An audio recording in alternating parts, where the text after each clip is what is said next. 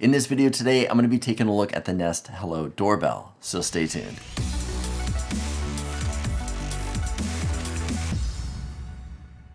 Hey everyone, welcome back to another video. My name is Steve from the YouTube channel Steve Does, and I want to thank you for joining me here at reviews.org. Now today we're taking a look at the Google Nest Hello, which is their video doorbell.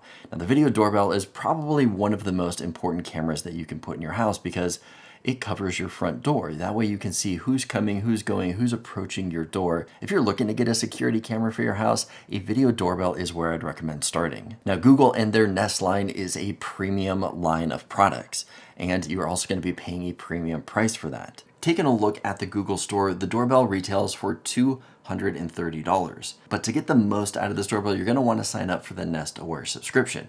I'll be talking about that later in the video. But for right now, let's take a look at what comes in the box. Here's the doorbell itself. We've got the 2 screws on the back so we can wire it up. Underneath this, we've got a small envelope, so there's some paperwork in there, some getting started instructions. We have got the chime connector here, so there are 2 different connectors that you can have. We've got the wired ones here or the clips, and then everything else that we need comes inside of this box. So we've got a drill bit for masonry, we've got some anchors and screws, we've also got the release tool so we can release it from the bracket when we need to, and then we've also got the extension wires here. Underneath of that, we have got the 15-degree angle bracket, and then we also have the wall plate. So this is what is going to screw onto the wall. It is metal for a secure connection.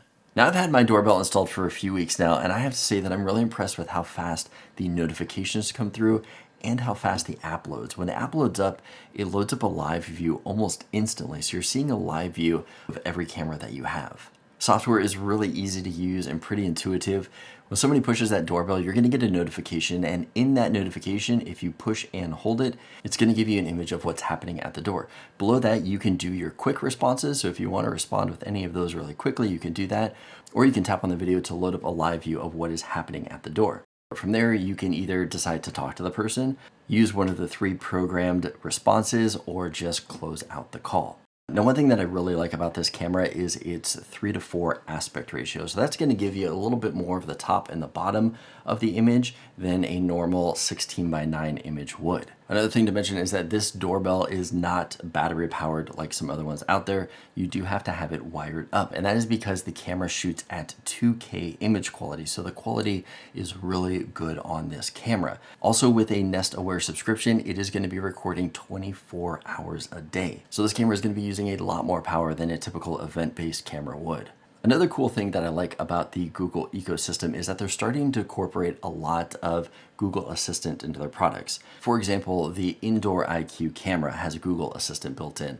Also, if you get the Google Wi-Fi and you get one that has the extra points that you're putting through your house, those have Google Assistants built into those.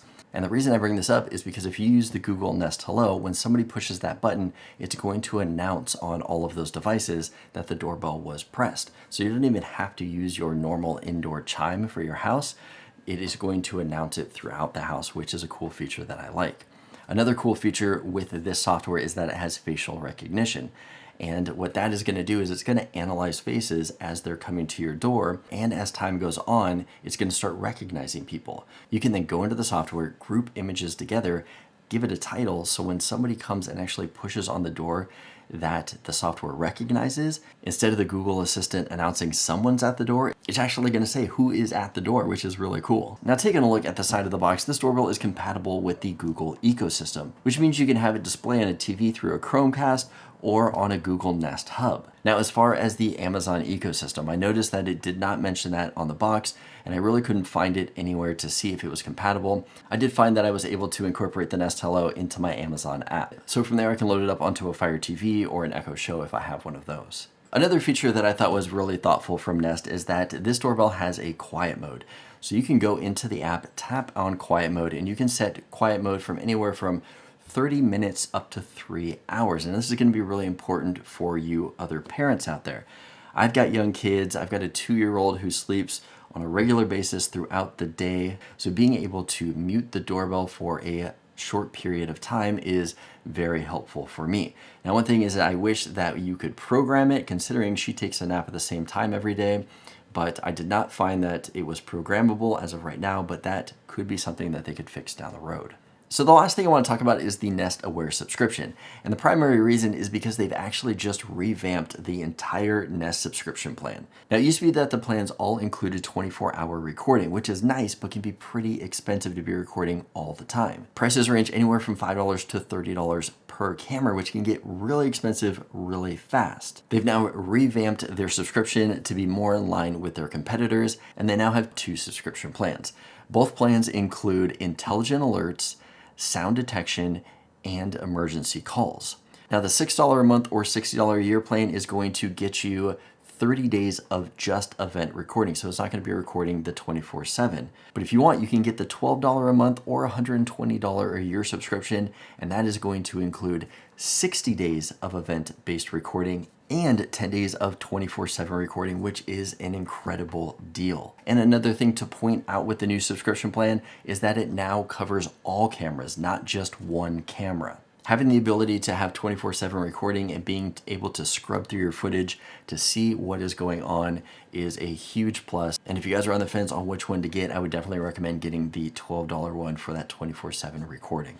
So what are my final thoughts with this camera? I think that it is a fantastic product. It shoots in 2K, which there are not many doorbells that do that. I love the 4:3 aspect ratio, so it's giving you a little more real estate on the top and the bottom. Their new Nest Aware subscription plan is fantastically priced. I'm actually really happy with what they did with that, considering it covers all cameras now. If you guys are looking for a high-end camera that has all the bells and whistles, this is going to be the one for you. But what do you guys think about this camera? What do you guys think about the demos that we showed throughout the camera? Let me know in the comments below. Also, if you guys want to know more about this doorbell or any of the other doorbells out there, check out the link below to reviews.org. If you guys want to see more from me, check out my channel, Steve Does, where I do a lot of smart home tech and other cool tech reviews. If this video is helpful at all, give it a thumbs up. Let me know that you liked it. I want to thank you for joining me here at reviews.org, and I'll see you guys in the next one.